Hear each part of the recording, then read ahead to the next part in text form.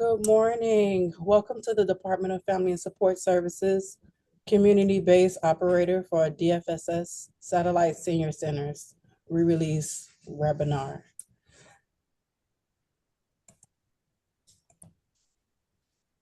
Just a few housekeeping rules. Due to the volume of participants, everyone has been placed on mute. Please submit questions via the questions box and we respond to questions at the midpoint and end of the presentation. Please use the questions box to notify us of any technical issues you may experience. Please be advised that this webinar is being recorded and anything stated at this webinar is not intended to change the solicitation document. Any changes will be in writing in the form of an addendum issued by the Department of Family and Support Services. And the purpose of this webinar is to provide information for the solicitation. A copy of the recording will be posted to the DFSS YouTube channel with the links of the recording under the alerts and on funding opportunities tabs. Please give it up to 5 business days to upload.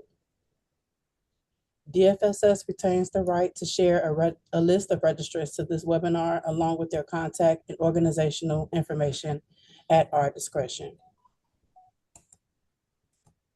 At this time, I want to introduce the program team. Yolanda, you want to kick us off or do you want me to? Oh, you can go ahead, Nate, and start. Okay. So everyone, hello, good morning. Thank you for joining us. My name is Nate Cummings. I'm a project coordinator here at DFSS Senior Services. And I am, along with my other colleague slash boss, Yolanda Curry, will be your contact person for this current RFP that we'll be going over. Yolanda?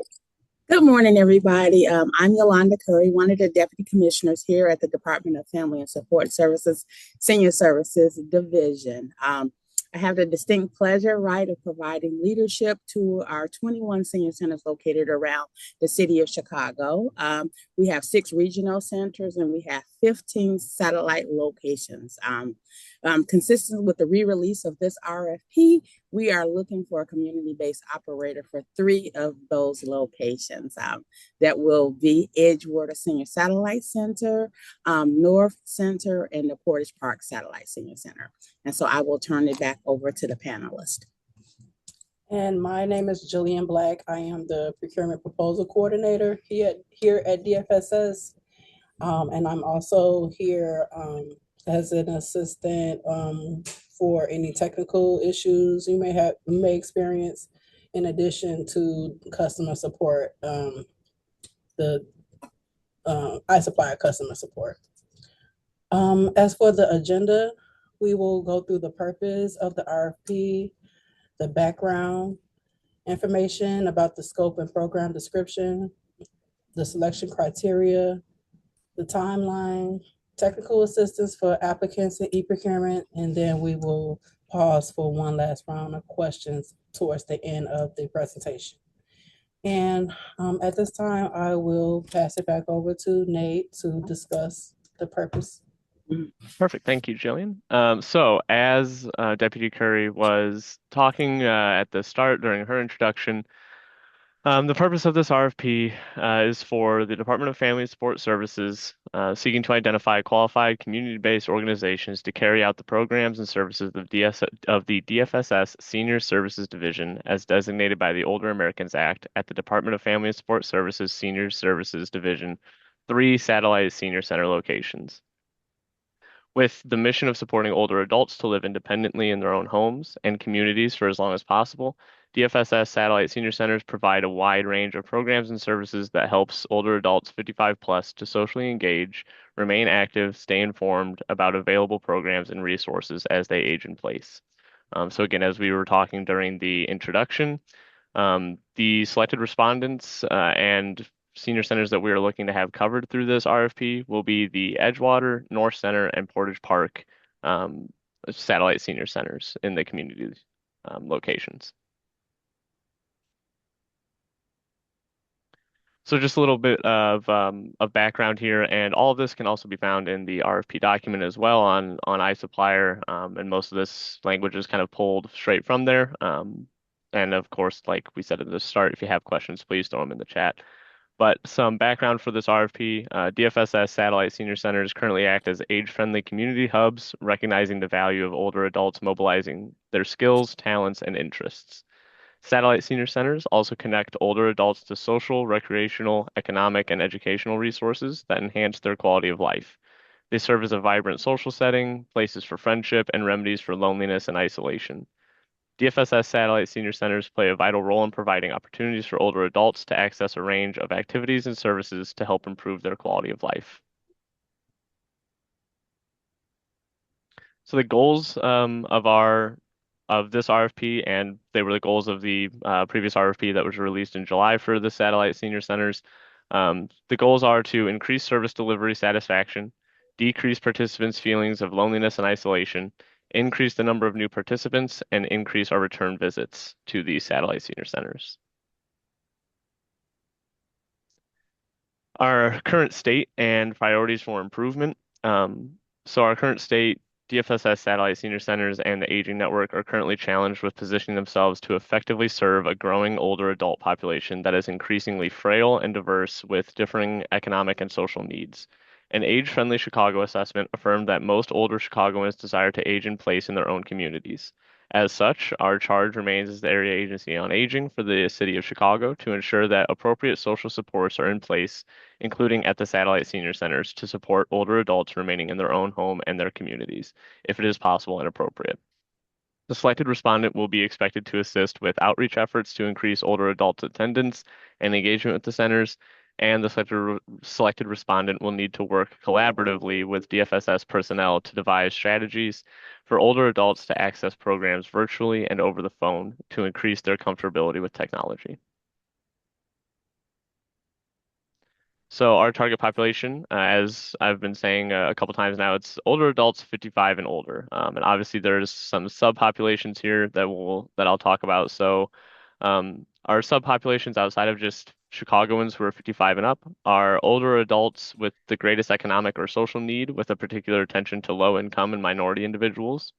Older adults living in medically underserved areas, and you can find that according to like the U.S. Department of Health Services. I said if you just look up the medically underserved areas, and older adults who are at risk of institutional placement, or older adults who are aging into the older adult population to become early adopters of the satellite senior center program services. So older adults who are, like it says there, 55 and above, we're just starting into to age into the senior center, aging into the correct age to be participating in programs for senior centers. So our program requirements, there's not a ton, but we'll go over these really quick. The DFSS Satellite Senior Centers RFP solicits respondents to manage the day-to-day operations of the DFSS's 3 remaining satellite senior centers. DFSS will be responsible for the provision of core services, so that's like our fitness, health, promotion, congregate dining, etc., through various contracting, operating agreements, and with other delegate agencies. The selected respondents for this RFP will be responsible for providing the appropriate coordination of those programmatic services, staffing the senior center, personnel at the senior center, and oversight of the senior center, as well as maintaining the site so that it is in good operating order and appealing and welcoming to the older adults of the community. So our performance goals and outcomes that we're looking for with this RFP, and for the kind of length of the contracts, these are the benchmarks and goals we're looking to achieve. We are seeking respondents who will have evidence of performance that match up with these desired goals. So 85% of participants will report feeling satisfied with the program service delivery. 85% of participants will report feeling more socially connected and from attending the Satellite Senior Center. 15% increase in the annual number of new registered participants, and 50% of all new registered participants will return for a second visit during the calendar year. And the number of new participants and things can be found in the attachments to the RFP as well. So as we get into the selection criteria, these will be the questions that will be posed for you to answer with a narrative explanation on the RFP and the procurement website. So a lot of these will just be going over what questions you will see in the sections that are kind of detailed above on the top of the slide for each one. So this selection criteria, these 3 questions will be under the community involvement kind of tab and criteria. So the respondent describes the first question will be the respondent describes the target population the agency would serve in the community of the selected satellite senior center through this program. So age, gender, ethnicity, income level, household type, other defining characteristics. And what are the strengths and assets of your intended target population, as well as the challenges they face and their critical needs. Provide examples and evidence in that description. The second question for this section will be, the respondent has developed specific capabilities and or infrastructure to better serve intended target populations. And the respondent includes how the organization solicits feedback from clients and community and incorporates that feedback into service delivery. And finally, the last thing we'll have respondents answer in this category will be, the respondent describes their leadership that reflects and or directly engages the diverse people of the community they are planning to serve. The second section and set of questions. So these 4 will all fall under the organizational capacity section. Question 1 will be, the respondent will identify adequate essential personnel to devote to the work, describes appropriate staffing patterns and their qualifications in the context of clients to be served.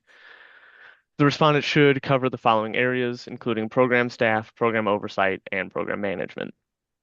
The second question will be, the respondent demonstrates the organization's ability to ensure adequate fiscal monitoring and expenditure. The respondent also describes how the organization monitors program expenditures and ensures appropriate fiscal controls and records are in place. The third question will be, the respondent describes how the agency collects and securely stores data. The respondent highlights how the agency keeps data secure, where the data is stored, and the ability to enter data in a timely manner, and the process of data quality assurance. And finally, the last question of this section, the respondent describes a strategy for filling the essential personnel for the proposed programming immediately upon contracting. And again, contracting will start January 1st of 2026, so immediately after, or as the new year starts. And so we're looking for the respondent to include a timeline to execute the hiring plan and filling the positions, and also describes the hiring process, onboarding, and any required trainings that would be needed for new personnel. The strength of proposed programming section, and I believe this will be a 2-slide one, so I won't have to introduce it again the second time, but the first question for strength of proposed programming will be that the respondent clearly defines services and program activities to be provided directly or through partnership/linkage agreements with other agencies that are appropriate to addressing the needs and outcome goals of increased service delivery, increase the number of new participants, and increase return visits. So again, we saw a couple of those outcome goals listed.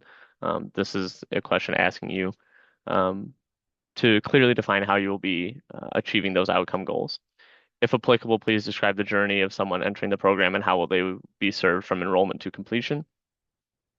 The second question will be, the respondent describes the evidence base and or best practices that demonstrate the effectiveness of the proposed program model. And the third question is, the respondent describes how the agency will identify, recruit, and retain clients from the target population. The respondent addresses how potential clients will be identified, the specifics of the proposed recruitment strategy, and the features of strategies to retain participants. Thought this was the run that continued. So the second part of this section, so question 4, for a strength of proposed programming will be, the respondent describes partnerships or coordination with other agencies to expand or improve the services in a client-centered, comprehensive way. Question 5 will be, the respondent clearly defines services and program activities to be provided that are appropriate to addressing the needs and outcome goals of decreasing the participants' feelings of loneliness and isolation. So again, that was one of the other outcome goals that we talked about at the beginning of the webinar. And so this question 5 will be dedicated to addressing how the outcome goal of decreasing feelings of loneliness and isolation will be handled. And finally, the last question for strength of proposed programming section will be the respondent clearly describes additional services which their organization will provide to the target population.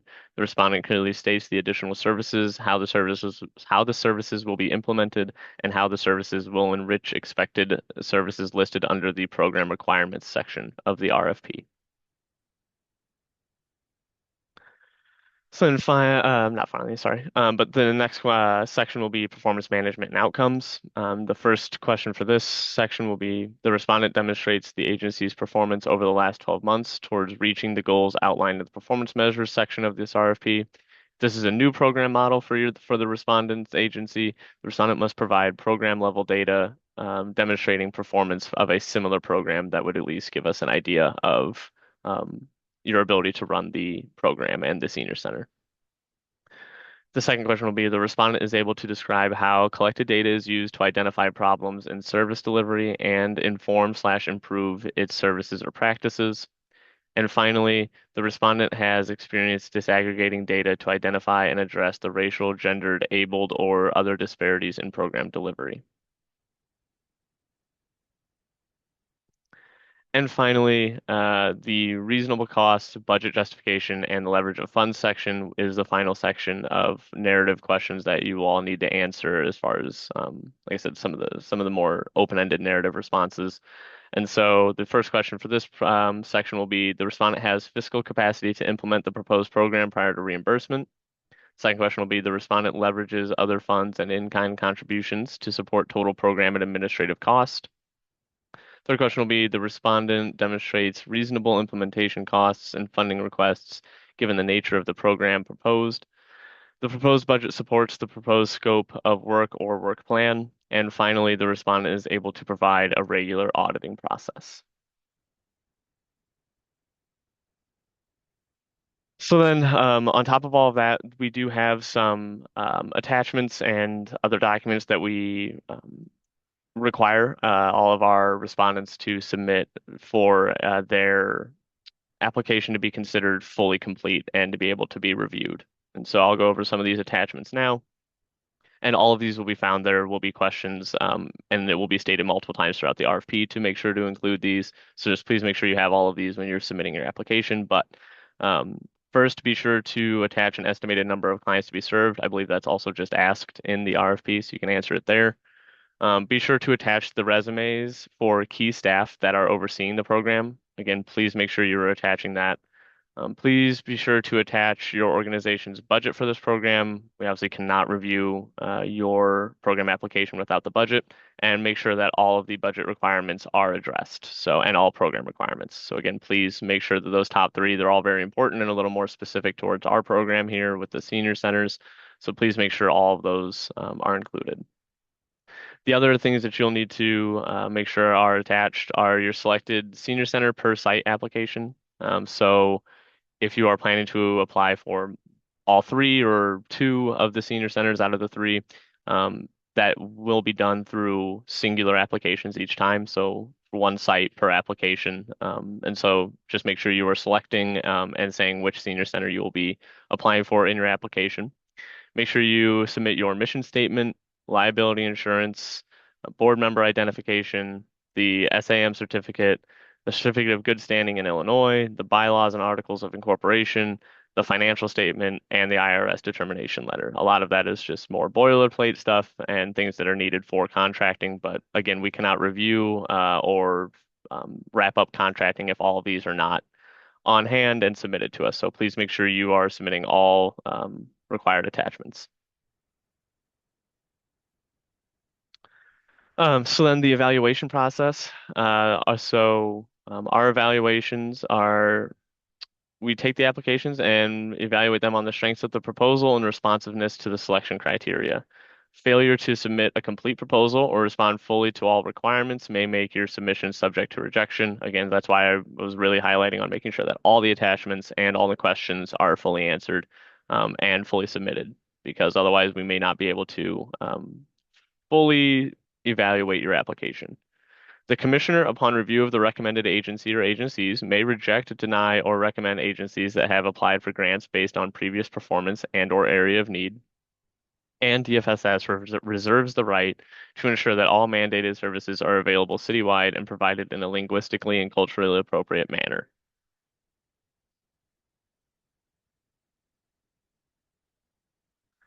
The selection and transition timeline of this. So our pre-proposal webinar is today, and thank you all for joining. It is Tuesday, November 25th, and we started at 10 a.m. Our due date to submit the pre-proposal questions.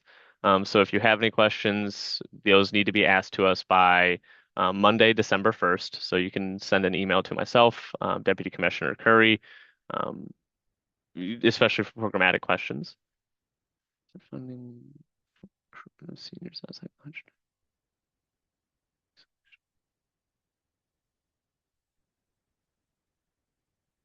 I don't know. Sorry, I was just looking at the questions that were popping up.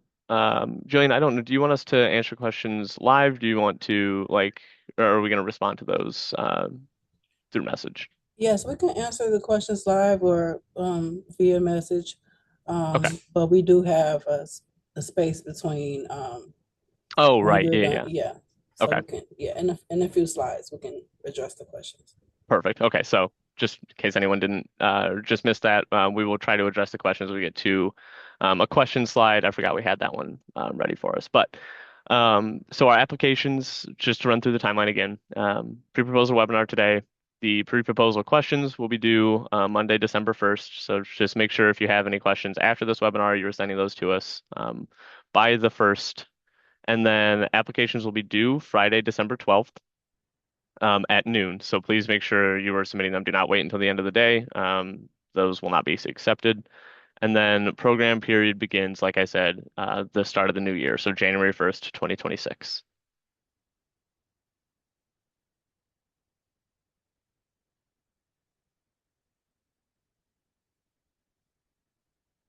So the budgets or cost proposals for this program, the term of contracts executed under this RFP will be from January 1st, 2026 to December 31st of 2028. The amount for this RFP for 1 year is $120,000 per center. Please submit a budget for 1 year of services. So when you're putting that together, that budget document, please do not try to put one together that spans the entire term of the contract. Just put one budget document together for a single year of service. The cost category definitions are attached as budget instructions in every RFP. Be thoughtful and inclusive when developing your budget. Apply your program's actual budget costs. We generally cannot give more money than what is being asked for. So again, the maximum is 120,000. We generally cannot give more than that.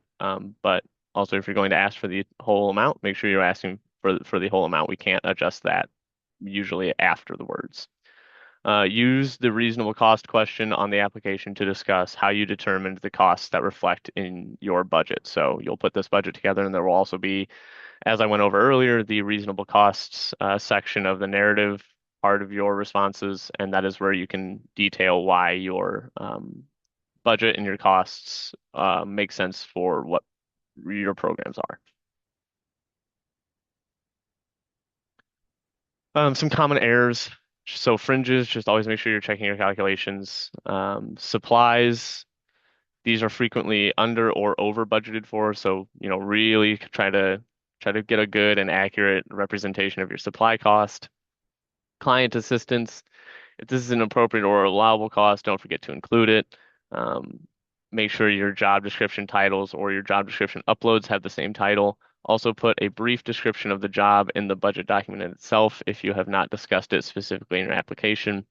And please put your budget in the appropriate column. So, again, Excel can be a little finicky sometimes, but just make sure that your budget is tight and locked up before you submit it, and make sure everything is in its appropriate category and column.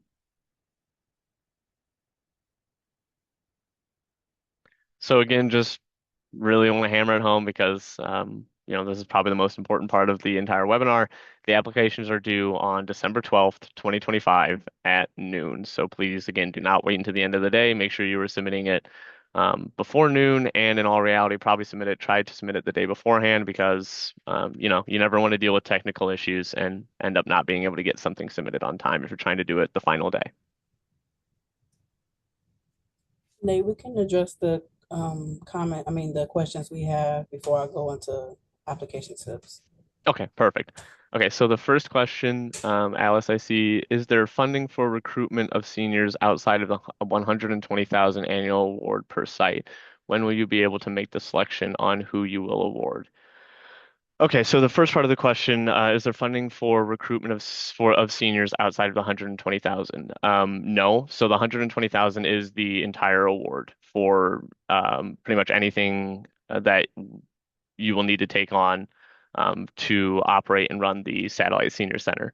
So as far as like I said, funding for outside recruitment or doing something to try and recruit those seniors, that will either need to be done with the 120,000 or within the 120,000, or out of your own agency's ability to match funds for or something for this program. When will we be able to make the selection on who you will award?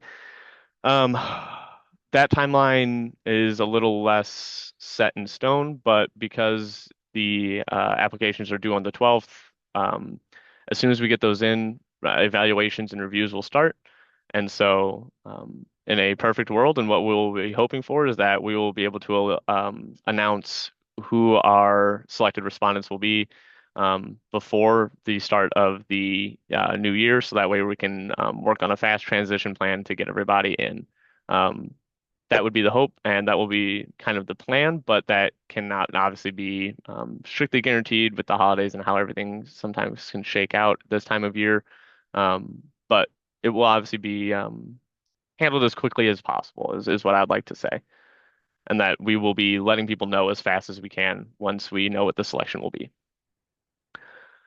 Um, the and Yolanda, of course, if there's anything you ever want to add to my answers here, please feel free to jump in.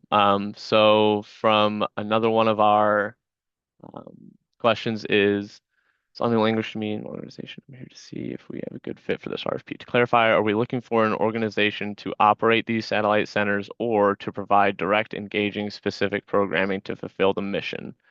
And out of curiosity, is it for operational duties? Why this RFP and not on staff of DFSS? Okay, so well, I'll try to break those down as I get through the whole of this question. Um, we are looking for an organization to have a minimum of two staff members, being a site director and an assistant site director, to operate the Satellite Senior Center. Right? DFSS does have programming that we have already contracted with and work with to send to senior centers to like provide fitness programming or health promotion programming or nutrition programming, things like that. So this RFP is not to solicit people to do that type of programming. This is for people to be running the satellite center. So, yeah, I mean, being there, opening the doors, getting the entire satellite center ready and operational every day for all programming that's happening inside the center, and to be working with older adults. That doesn't mean you have to strictly only follow our programming though. So if there are other, um, small types of programming or types of recruitment things you want to do within the Satellite Senior Center, your organization is able to do that as long as you contact Yolanda and I to talk about what type of programming you're interested in and use the RFP to talk about, we would be looking at introducing also this type of programming. I don't know what type you would be looking at, but additional programming is basically what I'm getting at. Is additional programming is allowable, but the real purpose of this RFP is to um, run and operate a satellite senior center, one of our three open satellite senior centers. Finally, is out of curiosity for operational duties, why this RFP and not an on-staff employee of DFSS? That's kind of more of a bigger, I think, citywide question that we won't really spend a lot of time on answering that today. But yeah, this is for an RFP for organizations to be running our satellite centers outside of DFSS employees. Is there current staff at satellite senior centers? Is the current staff at satellite senior centers staying or leaving after January 1st, 2026? Have they been informed about the process? They will be leaving after, I mean, they will not, they will be leaving before January 1st, 2026. December 31st of 2025 would be their final day. They have been informed about the process. Yes, everyone who is currently under contract with us and working with us at our satellite centers is well aware of what is kind of going on and well aware of this RFP currently going out. Are we eligible to apply since we're the social service agency without an existing meal program at the time? Thank you. Yes, you are. You are still more than welcome to apply.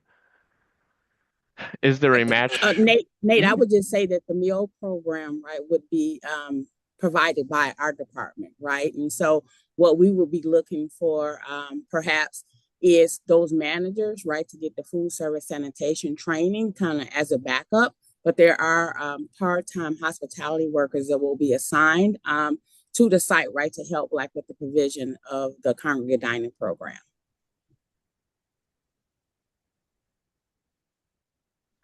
Thank you for pitching in on that. Margaret, I saw you just come off camera. Are you jumping into?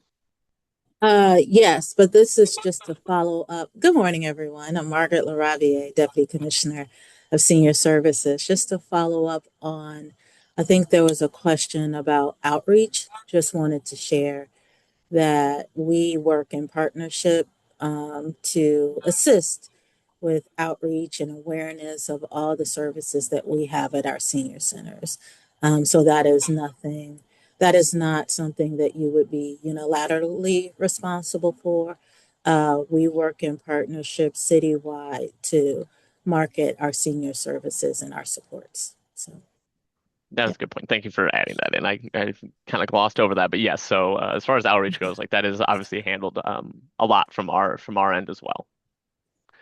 Um, so let's see. I believe the next question I was on was, is there a match required and how much? There's not a match, a specific amount required for the match. Obviously, if you believe it may take more than $120,000 to operate or do whatever type of programming or extra staffing you would want to do at a senior center, more than what we would be able to provide through this contract, then we would want to see a match from your organization or another funder to show how this money is being provided and used, but there's not a specific number or match requirement. What is the capacity of each center, and how many participants do you expect to have each day on average? Yolanda, I think you would have a bit of a better historical reference for this of what kind of the general level of participation is at some of these centers on a day-to-day basis. But in general, I would say probably about 100 to 200. That might be a Uh, bit heavy, even actually maybe 50 to 100. Maybe up to when I think of the locations we're talking about Edgewater, North Center, and Portage, Portage. it's probably closer of 100 like Yeah. participants, kind of like a daily capacity. Um, when there are kind of special events or something, then you may have a little bit more than that. Of course, our goal though is to have as many people attend as possible in any of these facilities. But on average, I would say daily attendance is not necessarily exceeding like 100 participants a day. Thank you for that. What is the relationship between the regional senior center and the satellite senior center? Do they supervise the work of the satellite center? Yes and no. So the relationship between the regional and the satellite, regional senior center directors are and assistant directors are DFSS employees. So they're in charge of a bit of a larger senior center and one that has a bit higher of daily like participation, and they're also the ones to they don't, like I said, it's not a direct day-to-day supervision unless it becomes like necessary to do that. But it will be more of if you have ideas for programming, you've got questions for something that could or could not be happening within your senior center. You may want to reach out to just your satellite, or I mean your regional director, and ask them just a question about, hey, this is what's going on in the satellite center. Or this is like something that I'm looking at possibly implementing. Do you have any ideas, anything that we should go about doing with this? Um, your regional centers, your regional like directors especially, can be a bit of a touch base for you before coming necessarily to Deputy Commissioner Curry, as far as for questions regarding like um, programmatic, like I said, I guess just programmatic questions or questions regarding the senior center. So, um, like I said, they are not a day-to-day supervision, but we do ask them to check in with their satellite centers to, get data regarding cooling centers, participation. Um, we like to, like have our regionals check in for, like if we had a special meal going out, they want to check in with their satellites to say, hey, how did the special meals go? How is everything going over there? So again, it's not direct supervision. That's more coming from Deputy Commissioner Curry, but um, it is kind of a tie together for your region of the city that you are in and participating within. I hope that makes sense. It's a little confusing, Yolanda, if you want to pitch in any part of the regional director Right. relationship.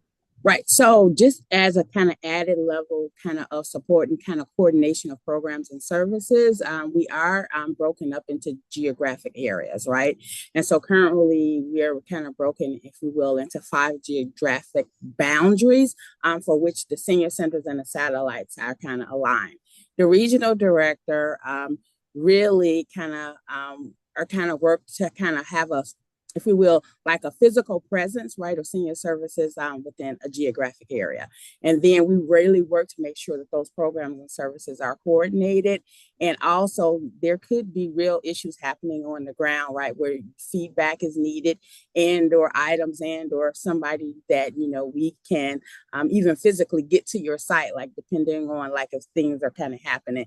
And that kind of level of oversight and coordination will happen with your regional senior center director, in addition to the support that we provide here in our central office. And again, it's really about like services kind of being coordinated.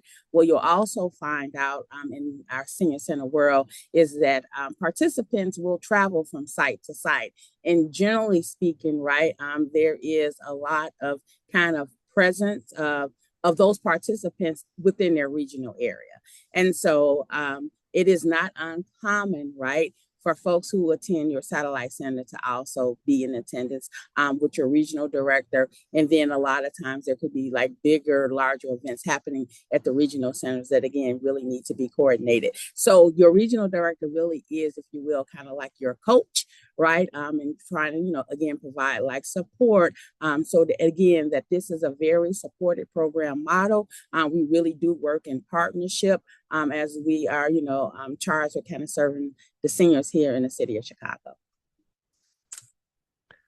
So I hope that kind of answers. I know it can be a bit confusing at first, but I think hopefully that gives you all a pretty good idea of what the difference is kind of with and the relationship between the regionals and satellites. So just a couple more questions. Are there directors and assistant directors in place now?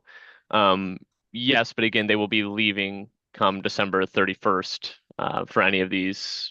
Well, yeah, for these 3 Yes. ones that do not have a contracted person, their assistant directors and directors will be done on December 31st. So starting January 1st, it will need new staff. Will there be a handoff from the current agencies that are running the sites? Yes. Ideally, that would be the case that if we were able to get scope and contracting all done by before January 1st, we will have a handoff kind of rundown that will happen from one agency to the other to make sure that the transition is handled smoothly. Right. And in the absence of that, what I will say is that is where the regional director and assistant regional director from the regional centers, right? And kind of that coordination and kind of awareness of program and services will also kind of serve as that bridge in terms of that handoff and making sure that programs and services will continue to operate, appropriately. Yeah. And then what entities are currently running these sites? I don't know if we want to go into all of them, but it's mostly, like I said, community-based nonprofits in the area that have experience working with older adults in their community. Right. And I think for all 3 of these locations, it is one provider, right? And so it is currently Catholic Charities that is operating these site locations. Okay.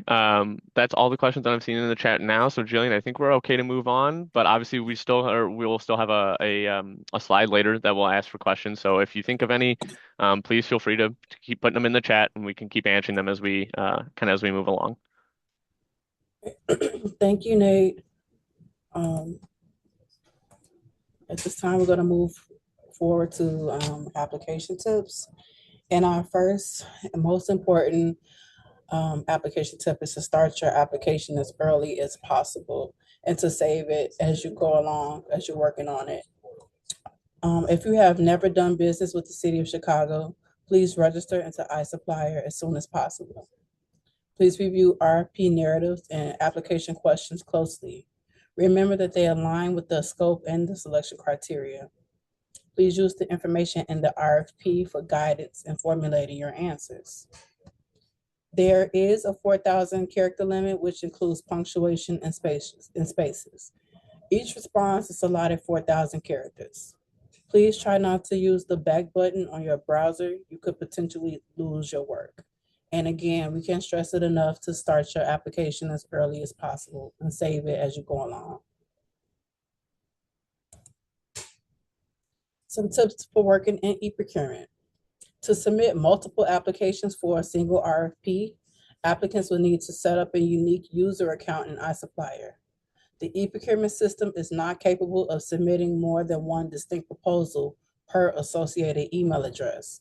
Therefore, you must use a separate email address for each submission. For RFPs that require a completed cost proposal, which in this case, it doesn't apply,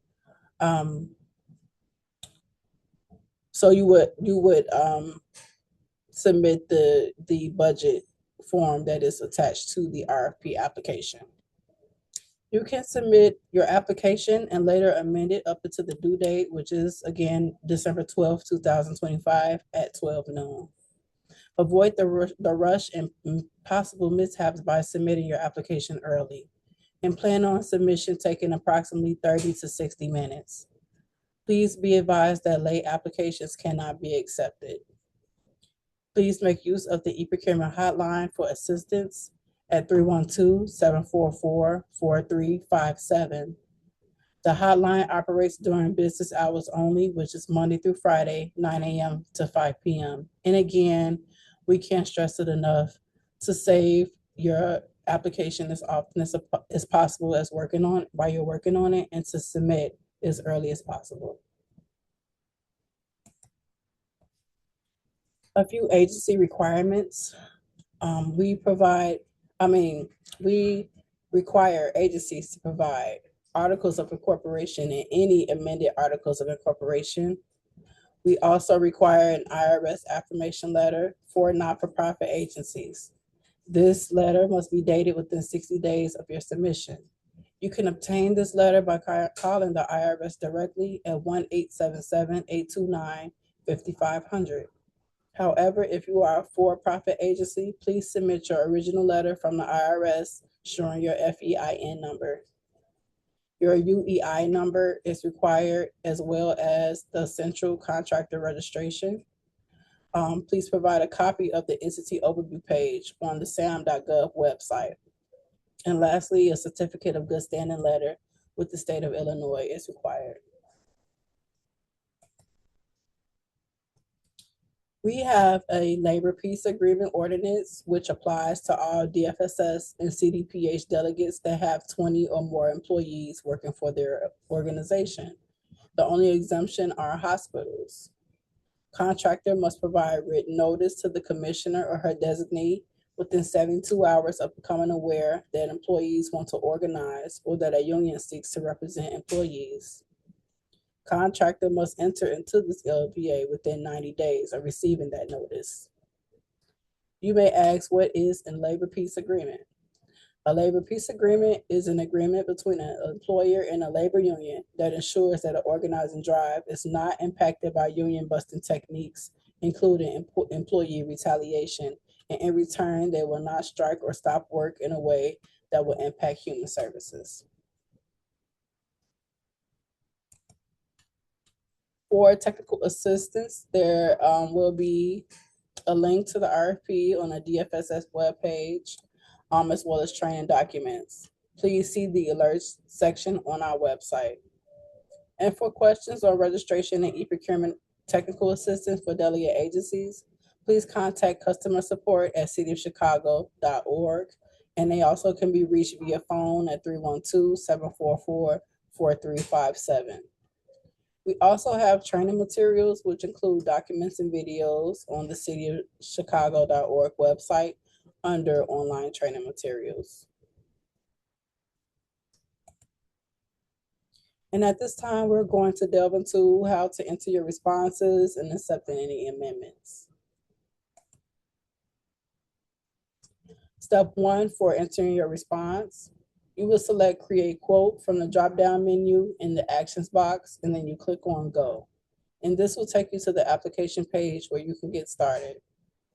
If the RFP you are interested in has been amended, and in this case it will be, you will need to acknowledge and accept that amendment to start or submit your response. To accept the amendment, click on View Amendment History. To begin the acceptance and acknowledgement process, please follow these steps after clicking View Amendment History. First, you click on the document number. Next, you click on the infinity eyeglass or eyeglass icon to review the amended changes to the RFP. And next, you click on the Acknowledge Amendments button to acknowledge receipt and understanding of these changes to proceed. By acknowledging the amendment, you are indicating that you are aware of the changes made to the RFP in the amendment. When you get to this screen, please click on the I accept checkbox, and then you click on Acknowledge. Next, click on Yes to indicate that you confirm your acknowledgement of the amendment. Finally, you click on the checkbox that you accept the terms and conditions, and then you click on Accept to accept the terms and conditions. And that is the final step in acknowledging and accepting the amendment. Now, when the amendment is accepted, you can move forward with submitting your application and working on the application. So when you are ready to submit your application, meaning that you've answered all required questions, you've attached all required documentation, you can start by saving your draft one last time and then clicking Continue. When you click Continue and you receive an error message at the top of the page, that typically means that you are missing information. I find that to be extremely helpful for applicants, just to dot your I's and cross your T's. So the system will let you know when you've missed a step. So usually in the error messages, they're direct to something left undone in the application. So in the last example, the error message indicated that the lines often found under the Lines tab had not been completed. And in this example here, the error is about an unanswered question in the application or requirement section. The quote value refers to your, in this case, missing answer. So once your application is free from errors, you are ready to proceed and submit. And at this point, clicking Continue should put your application into the review and submit phase. When you see the screen, this is the summary page, the summary screen, and is also your last chance to review all of your data and to confirm that everything is accurate. Please make sure to check your attachments one more time and scroll to the bottom of the screen to see all of your responses. And at the very bottom of the screen, you will be asked to provide an electronic signature. Please be sure to fill in the signature before checking that box. And then lastly, you can finally click Submit to submit your application. Once you submit your application, you will receive a submission confirmation screen similar to the one here on the slide. The e-procurement system will also send a confirmation email within 24 hours of your submission. However, if you have not received the confirmation email, please feel free to call or email me if you desire confirmation prior to then, and I can go into the system and send a screen grab to confirm that we received your application. At this time, we're going to pause for any last questions. Jillian, I did see one more in there that's about iSupplier. Okay, let's see. Do we need a unique iSupplier account for each center submission? Should we wish to apply for more than one? Yes. So for this RFP, there are three centers that we're looking for applications for. So if, say for instance, your agency wants to submit applications for two of the locations, then we will need two unique iSupplier accounts to submit those applications. Yes.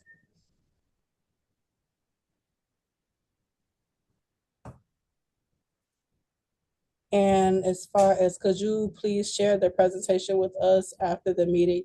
Yes, this presentation will be uploaded to the DFSS YouTube page. So it will be shared, and I can provide the link to the team so they can also send it out if needed. And if you have any other questions, programmatic questions can be sent to Yolanda Curry. Her information is listed on the screen. And any non-programmatic questions, if you have any technical issues with iSupplier, I would suggest to contact customer support at cityofchicago.org.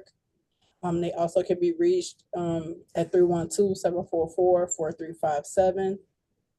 And I can also be reached. My contact information is on the screen, jillian.black@cityofchicago.org. Before we close out, does the program team have anything to add? I'll just at least say thank you all for being part of this call and for any interest that you have in running our satellite senior centers. They're obviously an extremely important part of our communities and for the well-being of our seniors. And so we truly appreciate the respondents and the interest that we have in this because we understand, like you do, how important this work is and how important it is that we give our seniors a community and a place to go to feel connected to everybody and continue to live happy lives. So again, I just want to thank you all for being a part of the call and for, like I said, for your interest in applying for this RFP. Yolanda, you're still muted. Okay, sorry about that. So the last thing that I would just say and add to that is that the satellite senior centers really represent a pretty unique opportunity, right, to kind of join in senior center programming, in that it is a very supported model. Again, what we're really looking for is to find that dynamic, if we will, on-site manager for the senior center, right, and that consistency. But in terms of the actual kind of provision of programs and services, kind of the feedback on facility maintenance, and a lot of those other things we are taking care of here through DFSS Senior Services. And so, again, if you guys kind of have an interest and really want to kind of really further explore or to look at other unique opportunities to provide programs and services to older adults, this is probably one of the more lower barrier programs and opportunities that really exist for you to kind of get your feet wet, but really be in a very supported program model. So again, thank you for your interest. Thank you for attending. Thank you for hearing us out. Do know that we are a resource. So as you are continuing to contemplate this opportunity, know that we're here to answer questions and provide the level of support that we can associated with the RFP process. So thank you. Thank you all for attending this webinar, and good luck on your applications, and enjoy the rest of your day, and happy holidays. Thank you. Bye-bye. Thank you, everyone. Happy holidays.